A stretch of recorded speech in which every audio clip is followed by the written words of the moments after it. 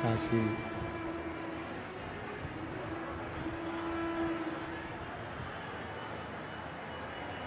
विश्वनाथ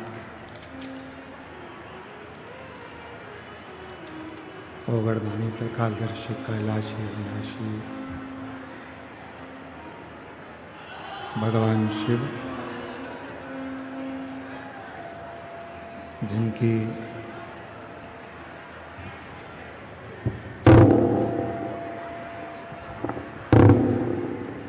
पुनीत पावन पवित्र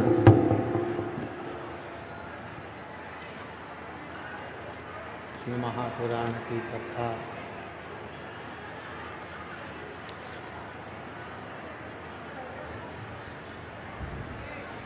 बाबा देवादिदेव महादेव की कृपा से, करुणा से, उनकी उदारता से आप और हमको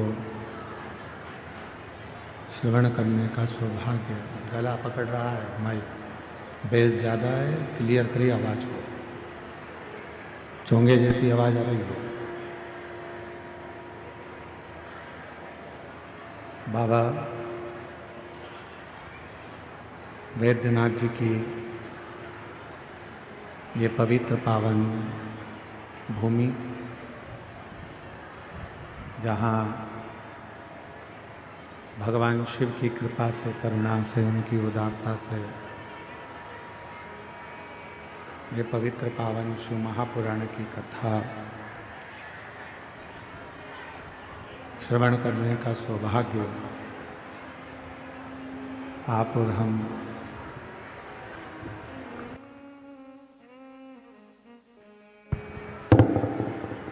सभी को प्राप्त हुआ है।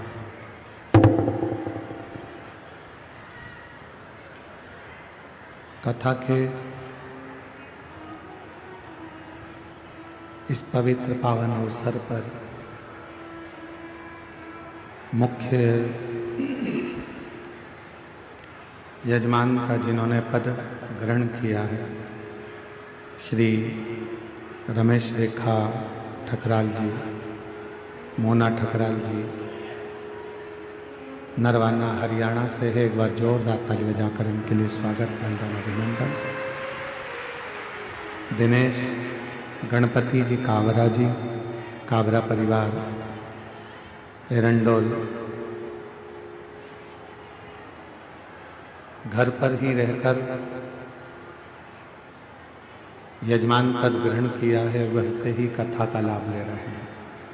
एक बार जोरदार ताली बजाकर उनके लिए साधुवाद। श्री मालीराम जी, दर्शन देवी अग्रवाल जी कोलकाता से, जो इस कथा के यजमान पद ग्रहण किए हैं, एक बार जोरदार ताली बजाकर उनके लिए साधुवाद। श्री गंगेश चंद्र स्नेहलता खोसला जी इंदौर से मुख्य यजमान का पद ग्रहण किया है। घर पर ही रहकर शिव महापुराण कथा का यजमान पद आपने ग्रहण किया, एक बार जोरदार ताली बजाएं। वहीं से कथा श्रवण कर रहे हैं। श्री गोपाल शंकर लाल सोनी जी, प्रेमलता शंकर लाल सोनी जी देवास से कथा के मुख्य यजमान का पद ग्रहण किया है, एक बार जोरदार ताली बजाकर उनके लिए साधुवाद। श्रीमती श्री अमित रजनी जी मुदगल बीटा अम्बाला से हैं, जिन्होंने मुख्य यजमान पद ग्रहण किया है, एक बार जोरदार ताली बजाएं। श्री चतुर्वेदी परिवार झांसी से है, जिन्होंने कथा का यजमान पद ग्रहण किया है, एक बार जोरदार ताली बजाकर स्वागत करें। श्री कृष्ण लाल जी, दयावती जी गुप्ता अम्बाला हरियाणा से हैं, जिन्होंने यजमान पद ग्रहण किया है। श्री प्रदीप ममता बंसल जी, श्रीमती कांता बंसल जी दिल्ली से हैं, जिन्होंने कथा के मुख्य यजमान पद ग्रहण किया है। श्री मिथिलेश पुष्पा मिश्रा जी धनबाद झारखंड से हैं, जिन्होंने कथा का मुख्य यजमान पद ग्रहण किया है। श्री सुनील नीलम कुमार सिन्हा जी गया बिहार से हैं, जो एक दिवसीय कथा के मुख्य यजमान पद ग्रहण किए हैं। श्रीमती लीलाबेन जयंती भाई पटेल गुजरात से हैं, एक दिवसीय ऑनलाइन कथा के यजमान पद ग्रहण किए हैं। श्रीमती पल्लवी अमीश गुप्ता जी लुधियाना पंजाब से हैं, जो एक दिवसीय ऑनलाइन यजमान पद ग्रहण करे हैं। श्री चिराग पटेल जी अमेरिका से हैं, जो एक दिवसीय ऑनलाइन कथा का यजमान पद ग्रहण करे हैं। श्रीमती प्रदना बेन प्रकाश भारती जी सूरत गुजरात से हैं, जिन्होंने एक दिवसीय ऑनलाइन कथा का यजमान पद ग्रहण किया है। श्री मिथिलेश कुमार झा जी दिल्ली से हैं, जो एक दिवसीय ऑनलाइन कथा का यजमान पद ग्रहण किया है। सभी के लिए जोरदार ताली बजाकर स्वागत, वंदन, अभिनंदन। जिन्होंने इस पवित्र पावन शिव महापुराण की कथा का यजमान पद ग्रहण किया।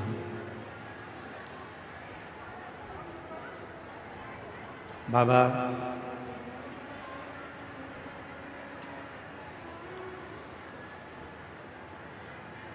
देवादिदेव महादेव की ये पवित्र धरा है, जहां आप और हम भगवान शिव की अविरल भक्ति को धारण कर रहे हैं।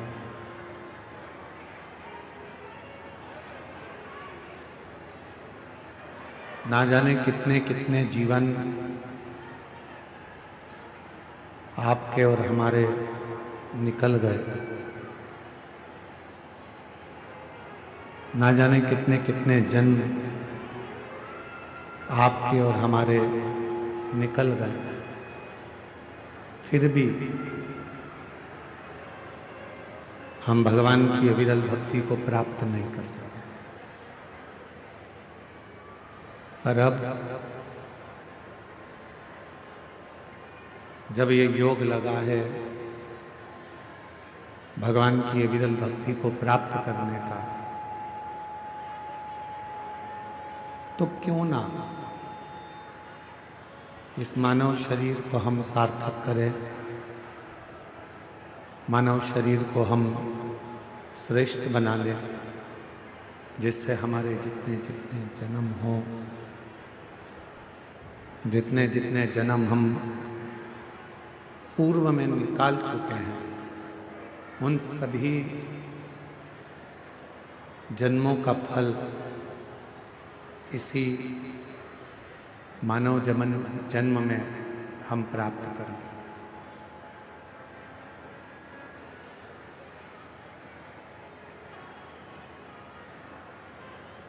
मर जाना, फिर जन्म ले लेना, फिर मर जाना, फिर जन्म ले लेना, उसमें श्रेष्ठता नहीं है। आवाज नहीं आ रही है उधर पंडाल में।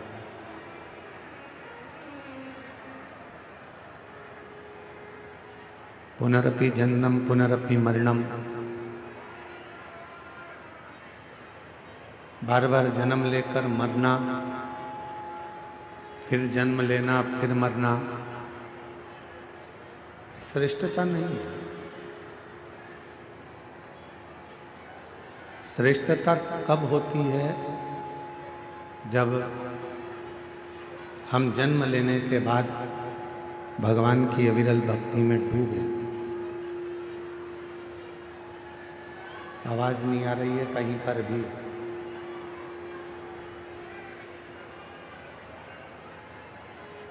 जब भगवान की अविरल भक्ति में हम डूबे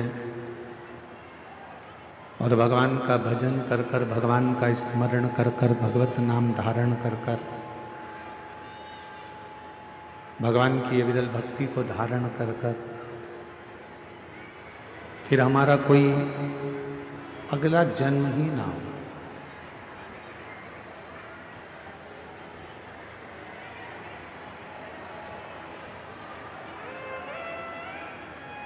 पंडाल में आवाज नहीं है, पंडाल में आवाज नहीं आ रही है। अंदर ही अंदर आवाज आ रही, पंडाल में नहीं है आवाज।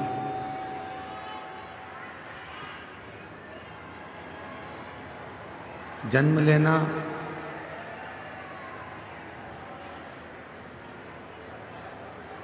जन्म और मृत्यु के प्रपंच से छूटने के लिए, जन्म और मृत्यु के प्रपंच से परे होने के लिए ये मानव का देह मिला, ये मानव का शरीर मिला। और मैंने तेरे ही भरोसे बाबा, तेरे ही भरोसे हवा उड़ती जाए बाबा, डोर छड़ी नावे कटी जागी। भोले मैं तेरी पतंग शंभो मैं तेरी पतंग हवा बिछ उड़ती जागी। बाबा डोर है तो छड़ी नावे कटी जागी। भोले मैं तेरी पतंग शंभो मैं तेरी पतंग। शिव कथा करें, भगवान शंकर का पवित्र चरित्र कह रहा है, शिव महापुराण की कथा कर रहा है। एक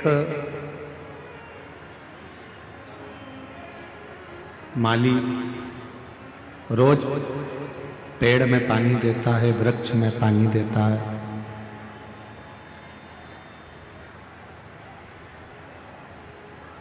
पर उस माली को मालूम है कि मैं वृक्ष में पानी तो दे रहा हूं, पर इसमें जो फल लगेंगे वो फल समय आने पर ही प्राप्त होंगे। माली का काम है रोज वृक्ष में पानी देना। समय आएगा जब फल अवश्य मिलेगा, फल अवश्य प्राप्त होगा, पेड़ में फल अवश्य लगेगा। शंभु शंभु शंभु शंभु शंभु शंभु शंभु शंभु शंभु शंभु। माली का काम है पेड़ में पानी देना, वृक्ष में पानी देना। फिर जब समय आएगा तब उस वृक्ष में फल अवश्य लगेगा, फल अवश्य प्राप्त होगा। शिव महापुराण की कथा भी यही कहती है। जैसे माली का काम है रोज पानी देना, रोज पानी देना, रोज वृक्ष के नीचे जाकर जल देना, फिर बाद में वो वृक्ष में फल लगना और प्राप्त हो। फिर बात का काम। उसी तरह शिव महापुराण की कथा भी कहती है कि रोज शंभु शंभु शंभु शंभु। स्पीकरों की आवाज बढ़ाइए, स्पीकरों की सब दूर करो। शंभु। जैसे माली का काम है रोज वृक्ष में पानी देना और समय आने पर उसमें फल प्राप्त होना, उसमें फल लगना। उसी तरह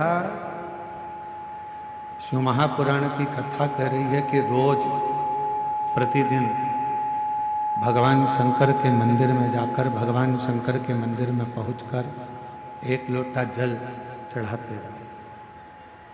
जैसे माली रोज जल चढ़ाता है पेड़ में और एक ना एक दिन फल जरूर आता है, उसी तरह जब हम रोज प्रतिदिन भगवान देव अधिदेव महादेव को जल चढ़ाते रहेंगे, प्रतिदिन हम शिव नाम लेते रहेंगे, तो ये निश्चित है एक ना एक दिन हमारी जिंदगी में भी कोई अच्छा फल अवश्य प्राप्त होगा। कोई अच्छा फल हमारे जीवन में अवश्य प्राप्त होगा, जिससे हम जिंदगी को सही श्रेष्ठता में जी सकेंगे।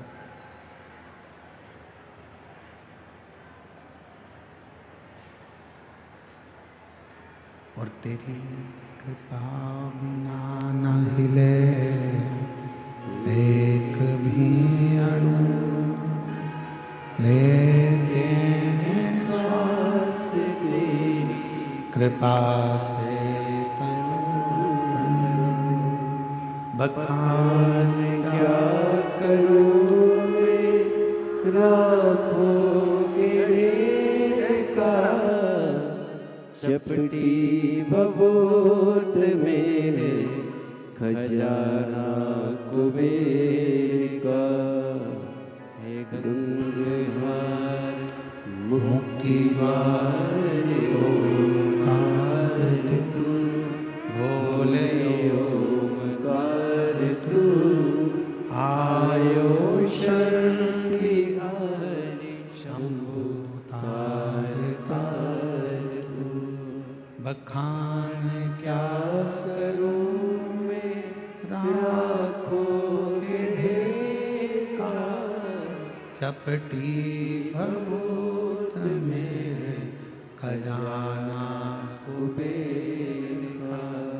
हे गंगधार मुक्ति द्वार ओंकार तू, भोले ओंकार तू, आर्यो शरण तिहारी शंभु तार तार तू। जैसे शिव कथा कहती है, भगवान शंकर का चरित्र कहता है, शिव महापुराण की कथा वर्णन करती है। हमारा जन्म लेना कब सार्थक है? जब हम भगवान की अविरल भक्ति को धारण कर सकें, जब हम भगवान की अविरल भक्ति को अपनी जिंदगी में उतार सकें।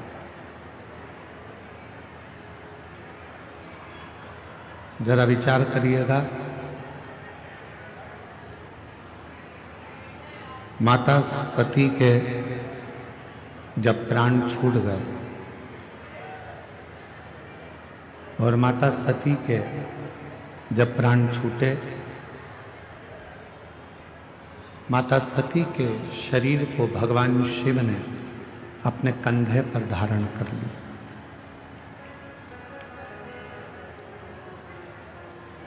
खूब देवाधिदेव महादेव ने तांडव किया, खूब। आपको मालूम होना चाहिए कि वैद्यनाथ बाबा की ये पवित्र भूमि, जहां मां सती का हृदय गिरा है,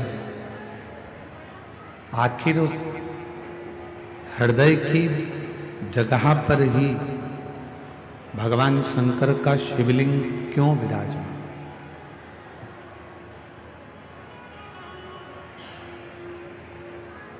किस लिए विराजमान है? क्यों वहां पर विराजमान है? ज्ञात ऐसा क्या कारण? शिव महापुराण की कथा कहती है, शंकर का चरित्र कहता है, भगवान शंकर का चरित्र कह रहा है, शिव महापुराण की कथा कह रही है।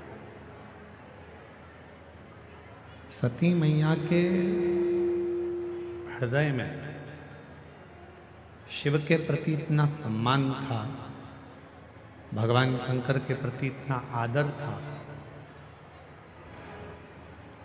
कि सभा के अंदर, जिस दक्ष प्रजापति की सभा लगी थी, उस सभा के अंदर, दक्ष प्रजापति की पूरी सभा के अंदर अपने पति का कोई स्थान नहीं था। उस सभा के अंदर अपने पति के लिए कोई आदर नजर नहीं आ रहा था। जब पति के लिए कोई आदर नहीं दिखा, सम्मान नहीं दिखा, सत्कार नहीं दिखा, तब सती माता ने अपने प्राणों को त्याग दिया। तब माता सती ने अपने प्राणों को छोड़ दिया। कब त्यागा? जब उन्होंने अपने पति का अपने पिता के घर में आदर नहीं देखा, सम्मान नहीं देखा, सत्कार नहीं देखा। अर्थात सती माता के हृदय में शिवजी के प्रति इतना प्रेम था, भगवान शंकर के प्रति इतना प्रेम था, इतना आदर था, इतना सम्मान था कि सती मैया अपने पति का अपमान सह नहीं पाई। अपने पति के अपमान को मां सती सह नहीं सकी। जिस व्यक्ति से आपका स्नेह होता है, आप उसके खिलाफ कुछ भी सुन नहीं सकते। आप उसके खिलाफ कुछ नहीं सुन सकते, क्योंकि आपका प्रेम उसके प्रति हो गया, आपका स्नेह उसके प्रति हो गया। आप कैसे सुन?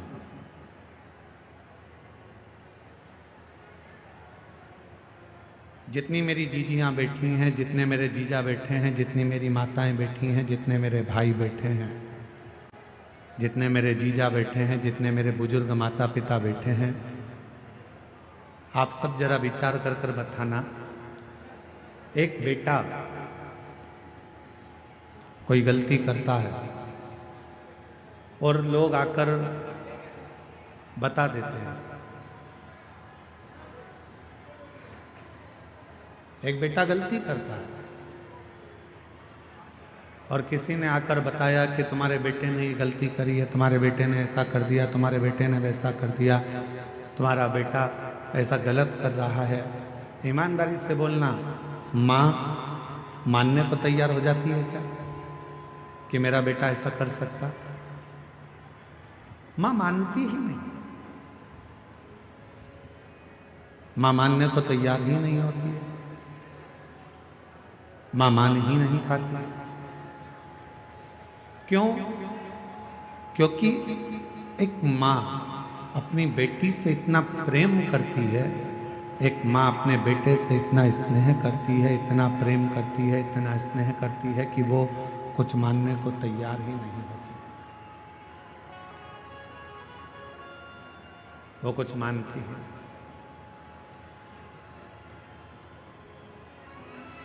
प्रेम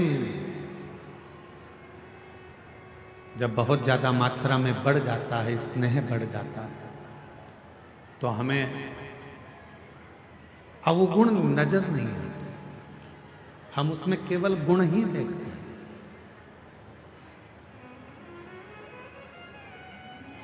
हम उसमें अवगुण नहीं देख रहे हैं, हम केवल उसमें गुण देख रहे हैं। हम आपसे एक बात पूछें, जरा उत्तर दें। तुम्हारे लड़के की शादी पक्की हुई, जिस लड़की को तुम देख कर आए हो, लड़के के लिए पसंद कर कर आए हो, उसमें तुम्हें बहुत सारे गुण नजर आते हैं। आते से कहते हो, गुरुजी इतनी अच्छी लड़की है, एकदम बढ़िया, दिखने में भी सुंदर है, एजुकेशन अच्छी है, पढ़ाई अच्छी है, हाइट पर्सनालिटी अच्छी है, बोलने चलने में अच्छी है, वो सब तरह से श्रेष्ठ है।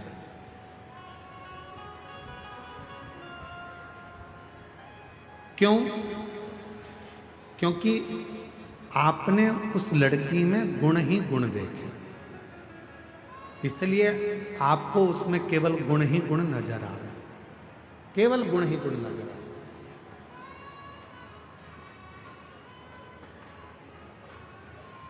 और कुछ समय के बाद जब लड़की शादी कर कर आपके घर में आ जाती है, विवाह कर कर आ गई, 2-4 साल निकल गए, फिर उसके सारे गुण कहाँ चले जाते हैं? अब आप उसमें गुण नहीं देख रहे, आप उसमें अब दिन भर सुबह से शाम तक अवगुण ढूंढने का प्रयास कर। दिन भर हम उसमें अवगुण ढूंढ रहे हैं, दिन भर हम उसमें अवगुण देख रहे हैं, हम उसमें गुण नहीं ढूंढ पा रहे, हम उसमें अवगुण ढूंढ रहे। पहले वही बहू 7 बजे उठकर आती थी तो तुम कुछ नहीं कहते थे, अब वही बहू 7 बजे उठती है तो तुम्हें लगता है कि बहुत देर से उठ गई।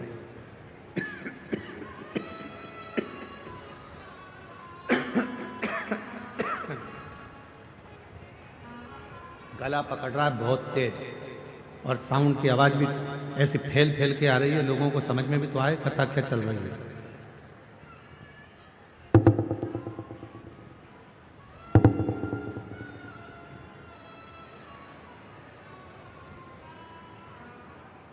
लड़की वही है पहले हमने उसमें केवल गुण देखा और अब हम उसमें अवगुण देख रहे हैं।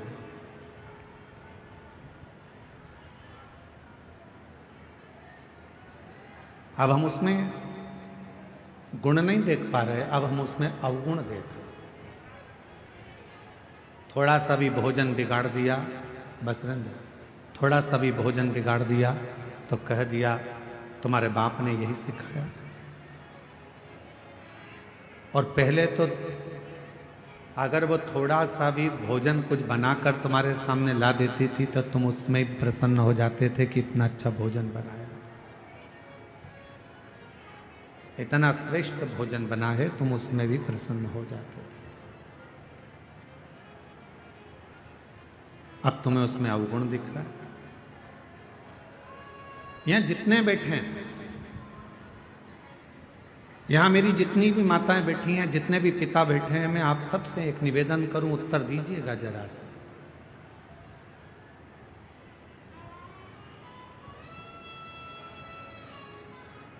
तुम्हारा दामाद, तुम्हारी बेटी का पति तुम्हारी बेटी को घुमाने लेकर जाए तो तुम्हें कैसा लगेगा? अच्छा लगेगा कि बुरा लगेगा? जम के तो बोलो, अच्छा लगेगा। पड़ोसी से कहोगे इतना अच्छा दामाद मिला है, मेरी बेटी को खूब घुमाता, खूब घुमाता। और अगर वही काम तुम्हारा बेटा करे और तुम्हारी बहू को घुमाने ले जाए तो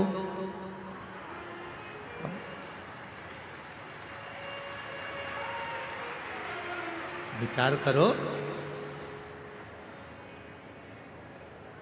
दामाद बेटी को अगर सोने की, तुम्हारी बेटी को सोने की रकम दामाद दिलाए तो मेरा दामाद हीरा है। अभी दिवाली पर उसने मेरी बेटी को सोने का हार दिलाया, रानी हार दिलाया। और वही काम तुम्हारा बेटा करे और तुम्हारी बहू को सोने का हार दिला दे तो तुम्हारा भगोने जैसा मुंह हो जाए।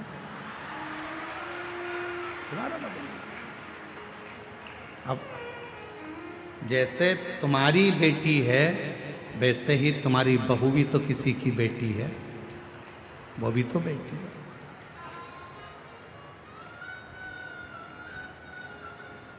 फिर दो मुख क्यों? फिर दो विचार क्यों? फिर दो दृष्टि क्यों?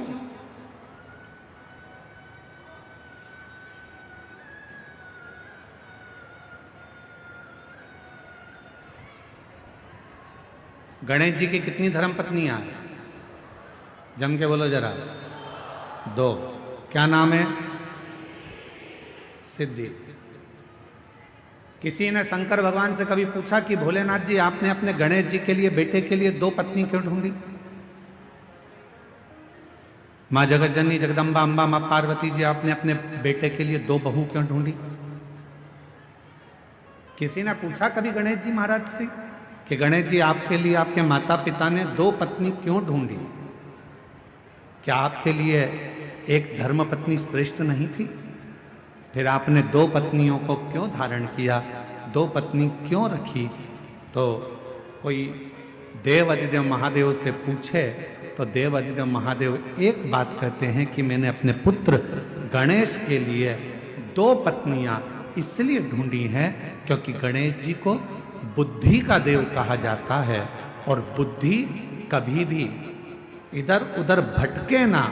दोनों ओर अगर बुद्धि जाए भी तो दोनों ओर रिद्धि और सिद्धि होना चाहिए, दोनों ओर बुद्धि को संभालने के लिए।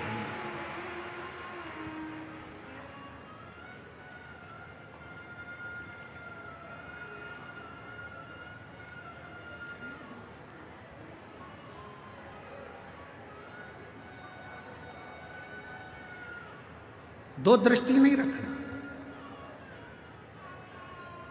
हमारी बुद्धि दो तरह से बढ़ जाती है। बेटी और दामाद के लिए हमारी बुद्धि कुछ और कहती है और बेटा और बहू के लिए हमारी बुद्धि कुछ और कहती है।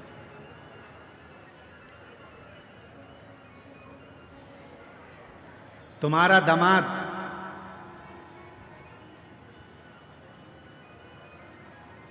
तुम्हारी बेटी बीमार पड़ गई, तुम्हारी बेटी बीमार पड़ी और तुम्हारा दामाद उसको हॉस्पिटल दिखाने ले गया, तुम्हारा दामाद घर में पोछा लगा दिया, तुम्हारे दामाद ने झाड़ू लगा दी, तुम्हारे दामाद ने चाय बनाकर पिला दी और तुम उससे मिलने गए। मेरा दामाद इतना हीरा है, मेरी बेटी बीमार पड़ गई तो इतनी सेवा कर रहा, इतनी सेवा कर रहा, और मालूम पड़े तुम्हारी बहू बीमार पड़ जाए और तुम्हारा बेटा वही की वही करे तो मेरा बेटा तो लल्लू हो गया। दिन भर उसमें लगा।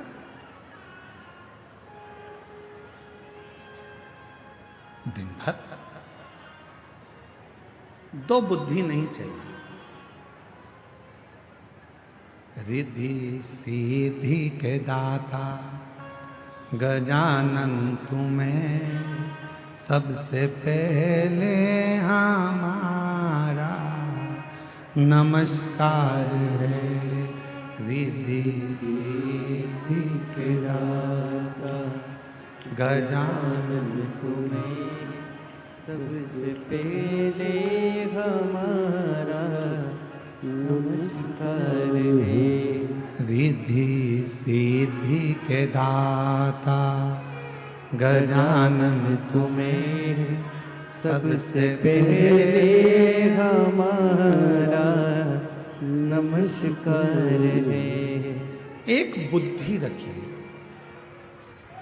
समदृष्टि रखिए, समदृष्टि। बेटी बीमार पड़ गई, चिंता लग गई, मेरी बेटी 3 दिन से बीमार है, मेरी बेटी ने कुछ नहीं खाया। बहू बीमार पड़ गई, ढोंग कर रही है।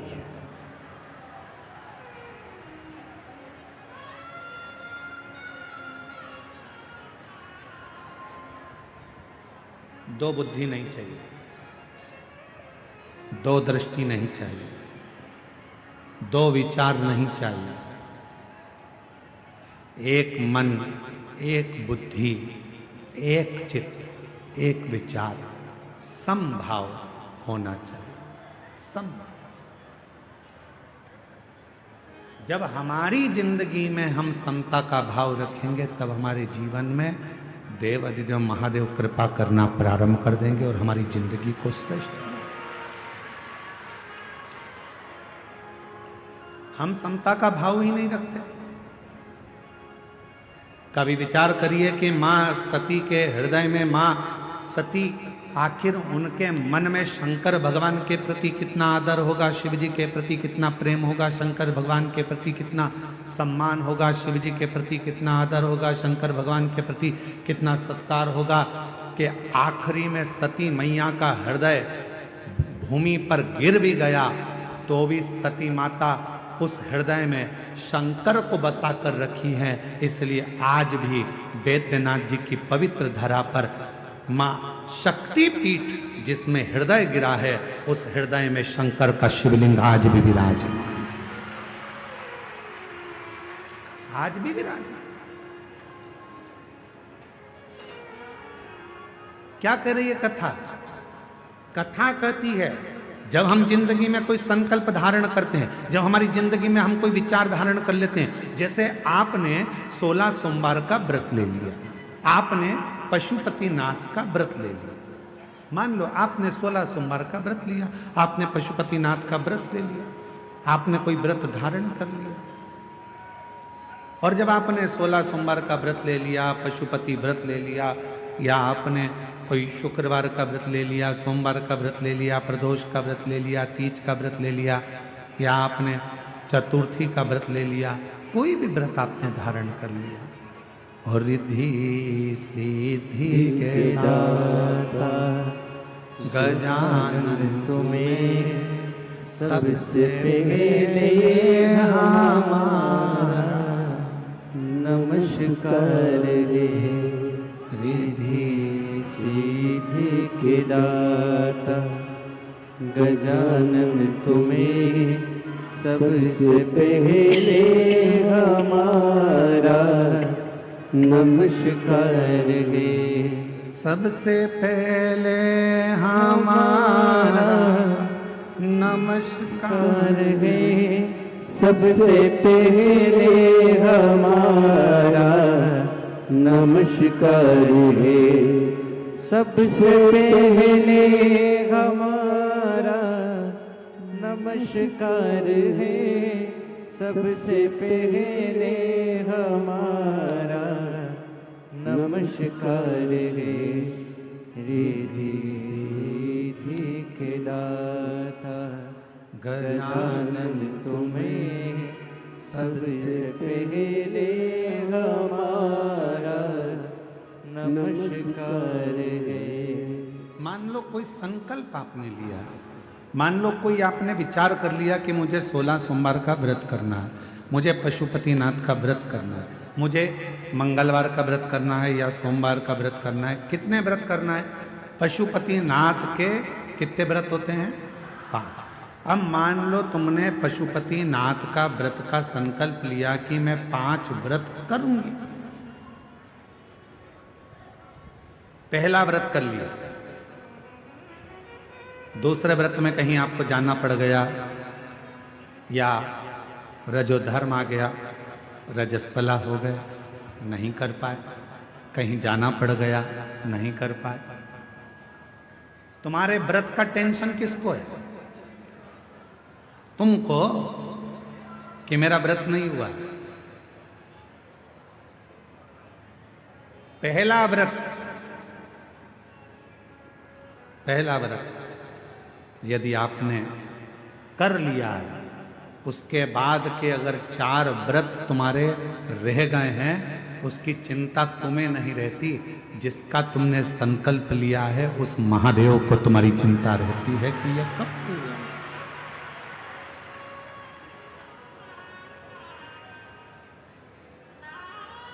ये कब पूरे होंगे? कैसे पूरे होंगे, कब पूरे होंगे, ये उनको चिंता।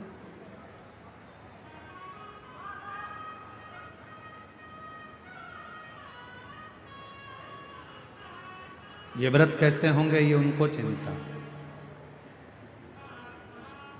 आपको लगता है कि मेरा सोमवार का व्रत ये वाला छूट गया है, रजोधर्म से हो गई, या कहीं मुझे जाना पड़ गया, ये व्रत रह गया है, कैसे पूरा होगा, उसकी चिंता तुम मत करो। तुम तो देव अधिदेव महादेव पर छोड़ दो। बाबा ने पहला व्रत करवाकर या दूसरा व्रत करवाकर बीच में अगर 1-2 सोमवार निकल गए, कोई कारण से बाबा ने उस व्रत को बीच में रोक दिया है, उसका कोई कारण है।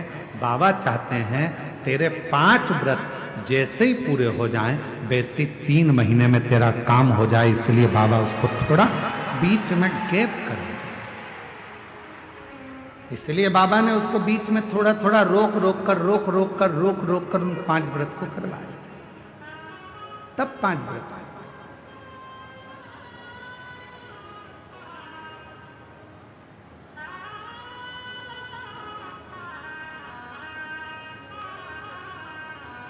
इसलिए शिव महापुराण की कथा कहती है, जिंदगी का कोई भी पल, कोई भी क्षण, कोई भी समय आपके लिए हर समय, हर क्षण, हर पल प्रसन्नता का और समता का होना चाहिए।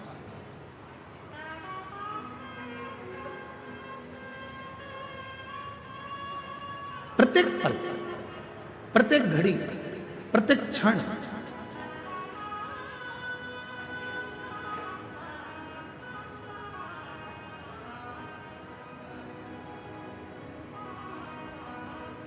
आप जब चाहो जब भगवान को भजो, आप जब चाहो जब शिव का स्मरण करो। इस हृदय में शिव समाहित है।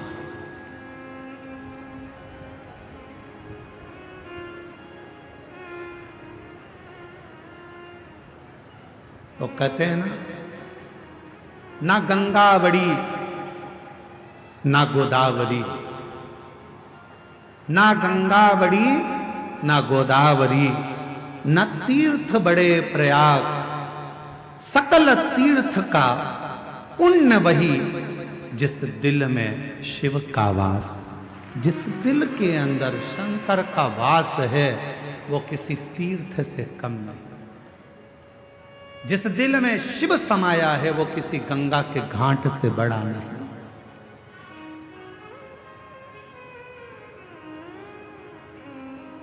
सबसे बड़ा तीर्थ कौन सा होता है? आपका हृदय, आपका दिल, आपका मन। बिना किराए के आप 2 मिनट में पहुंच जाते हो और 2 मिनट में वापस आ जाते हो। अभी बैठे बैठे आप लोगों से हम काशी की बात करेंगे तो तुम्हारा दिल काशी पहुंच जाएगा, वापस लौट कर आ जाएगा।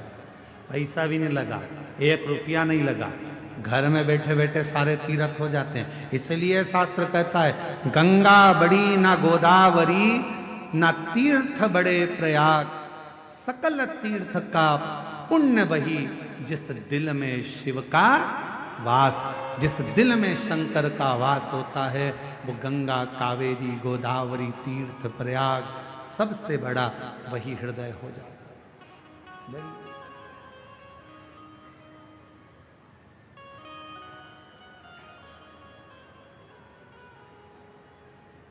सकल तीर्थ। बस अपने मन में तुम समता का भाव, पार्वती जी के हृदय में, सती माता के हृदय में समता का भाव था। कितना सुंदर संवाद मां सती ने कहा। शिव महापुराण के सती संवाद को यदि आप श्रवण करें, शिव महापुराण के सती संवाद का यदि आप स्मरण करें, शिव महापुराण के सती संवाद को अगर आप सुने तो उसमें वर्णन आता है। माता सती अपने पिता दक्ष प्रजापति से कहती हैं, पिताजी तुमने मुझे जन्म दिया, रति को जन्म दिया, 60 कन्याओं को जन्म दिया, ये मेरी रोहिणी भी बहन है, ये रति भी मेरी बहन है, इतनी बहनें हम एक साथ हैं। आपने सबके पति के लिए सिंहासन दिया है, आपने सबके पति के लिए आदर दिया है, आपने सबके पति के लिए सत्कार किया है, फिर मेरे पति के लिए कोई आसन क्यों नहीं रखा?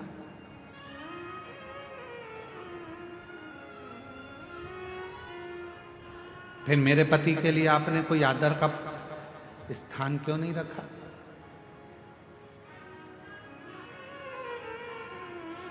क्या कारण था जो मेरे पति का आप आदर नहीं कर पाए, मेरे पति का सम्मान नहीं कर पाए, मेरे पति का सत्कार नहीं कर पाए? क्या कारण? राजा दक्ष प्रजापति कुछ नहीं बोले। एक शब्द राजा दक्ष प्रजापति ने ऐसा कह दिया कि सती मैया ने अपने प्राणों को त्याग दिया। ये प्रसंग हम शिव महापुराण में लेकर नहीं आते, परंतु इस प्रसंग को इसलिए लेकर आए हैं क्योंकि ये जो भूमि है बाबा वैद्यनाथ जी की, ये 51 शक्तिपीठ में से एक शक्तिपीठ है जहां माता का हृदय गिरा है। इसलिए इस कथा के प्रसंग को शिव के साथ लेकर आए,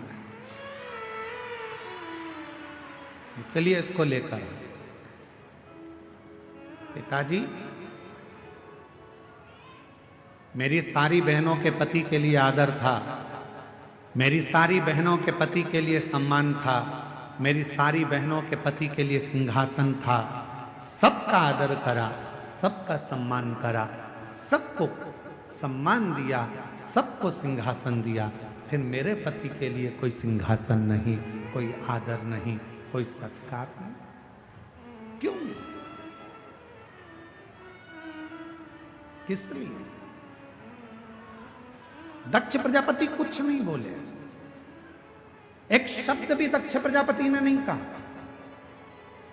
जब माता सती ने क्रोध में आकर कहा, पिताजी तुमने मेरे पति का सम्मान नहीं किया, तब दक्ष प्रजापति को क्रोध आ गया और क्रोध में आकर दक्ष प्रजापति ने कहा, सुन सती,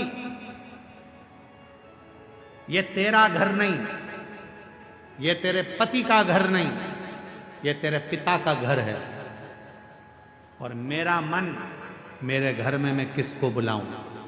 सती, मैंने तो तुझे भी नहीं बुलाया था, तू आ क्यों गई? क्यों आई? मैंने तो तुझे भी निमंत्रण नहीं दिया था, मैंने तो तुझे भी नहीं बुलाया था, तू क्यों आई? किस लिए आई?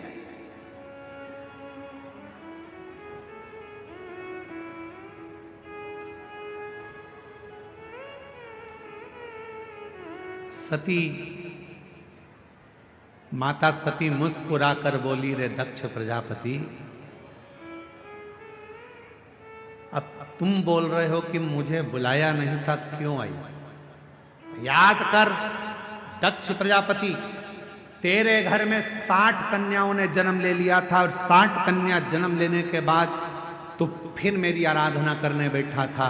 और जब मैं तेरे सामने प्रकट हुई थी दुर्गा बनकर, तो मैंने पूछा था मांग तुझे क्या चाहिए, तो तूने कहा था माँ अगर कुछ देना चाहती हो तो तुम मेरी बेटी बनकर मेरे घर में जन्म ले लो।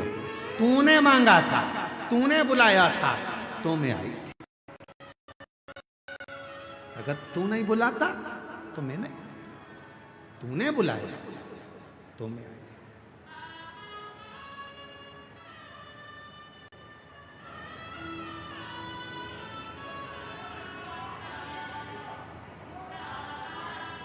और महाराज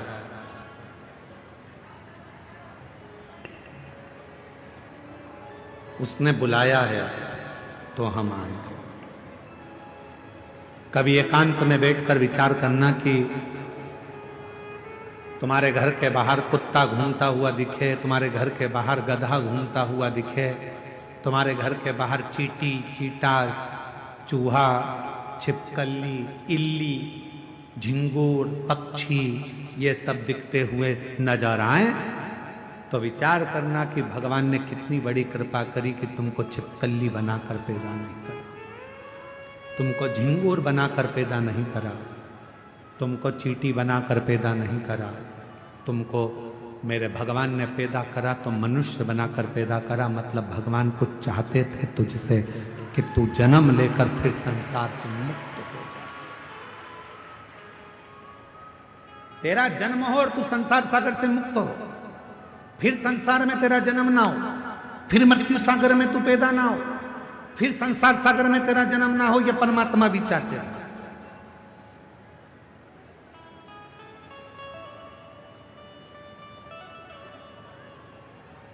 और महादेव नमन चरणों में, महादेव नमन चरणों में, स्वीकार कीजिए सबका किया है मेरा भी उद्धार कीजिए, उद्धार कीजिए।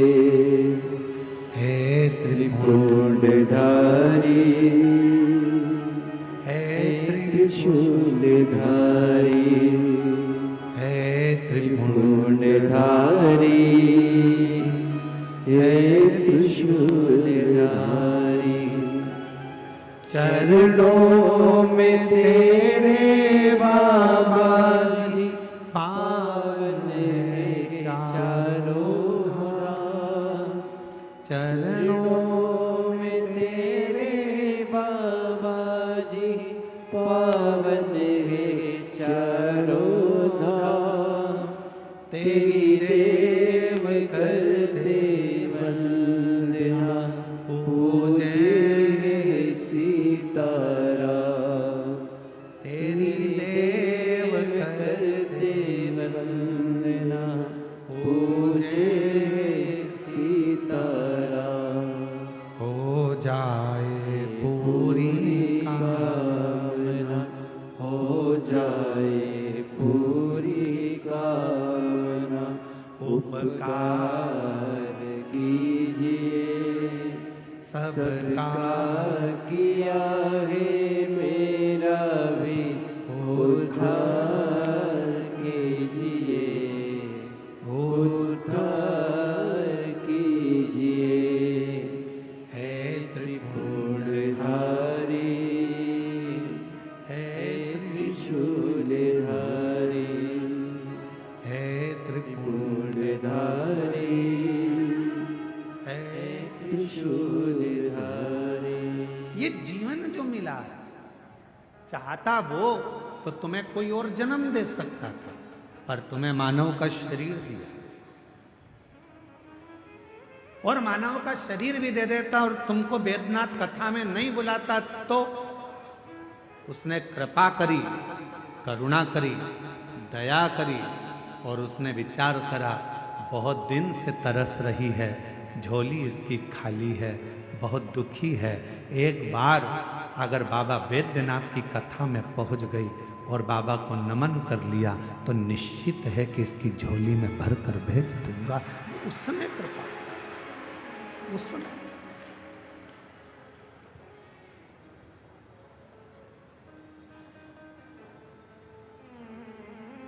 कल एक बहन जी ने पत्र लिखा और पत्र में, कल हम पत्र को ढूंढेंगे तो टाइम लगेगा, उस पत्र में लिखा कि गुरुजी इतनी भीड़ है कि अंदर तो हम जा ही नहीं सकते, हम तो बाहर बैठते हैं और आप हमको दिखते भी नहीं है, आप हमें दिखते ही नहीं, आप हमें नजर ही नहीं आते। हमने उनसे कहा जो पत्र जिन्होंने लिखा है हम उनको निवेदन करें, उनको कहें, वो दिखता भी नहीं है। कहीं पर भी बैठकर आप कथा सुन रहे हो, भले हम दिखें चाहे ना दिखें, पर इतना विश्वास रखना, शबरी अम्बा ने राम जी को कभी नहीं देखा था, केवल गुरु जी के मुख से सुना था कि राम ऐसे हैं, राम आएंगे, राम पहुंचेंगे, राम कृपा करेंगे, तू भजती रहे, सुनती रहे। शबरी अम्बा ने केवल राम जी को कभी नहीं देखा था, पर शबरी अम्बा राम जी की रोज इंतजार करती थी, कभी तो आएंगे, कभी तो मिलेंगे, कभी तो दिखेंगे, कभी तो दिखेंगे। और एक दिन ऐसा आ गया कि राम जी शबरी अम्बा के लिए 14 वर्ष के वन के क्षेत्र में चले और एक दिन शबरी अम्बा के दरवाजे पर पहुंच गए। हम जानते हैं कि हम दिख नहीं रहे होंगे आप, हम ये भी जानते हैं कि कई लोग ऐसे हैं कि बाहर से ही आते हैं और बाहर से ही चले जाते हैं, उनको अंदर आने का भी मौका नहीं मिलता। इतना बड़ा ग्राउंड, शायद बाबा देवघर का ये सबसे बड़ा ग्राउंड है जो प्रशासन ने इस कथा के लिए अलॉट करा दिया। ये देवघर का सबसे बड़ा ग्राउंड है जिसकी परमिशन मिली और जिस पे कथा हुई। किसी को अंदाजा नहीं था कि ये ग्राउंड में इतने पहले दिन से लोग आ जाएंगे, दूसरे दिन और बढ़ जाएंगे, तीसरे दिन और बढ़ जाएंगे। किसको मालूम? और ना किसी के घर निमंत्रण गया, ना किसी के घर पीले चावल गए, ना किसी के यहाँ कोई पत्रिका गई, बस आपके कानों में शब्द हो गया, चलो बुलावा आया है, देवघर वाले ने बुलाया है। और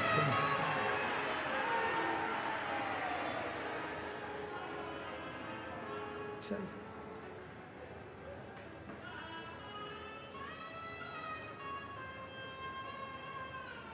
वो कहते सारे जग में एक ठिकाना, सारे गम के मारो का, सारे जग में एक ठिकाना, सारे गम के मारो का। रस्ता देख रहा है बाबा अपनी आँख के तारों का, रस्ता देख रहा है बाबा अपनी आँख के तारों का। रस्ता देख रहा है बाबा अपनी आँख के तारों का, रास्ता देख रहा है बाबा अपनी आँख के तारों का। हो जिसने जितना दर्द सहा है, उतना चैन भी पाया है। चलो बुलावा आया है, देवघर ने बुलाया है। जय श्री राधे।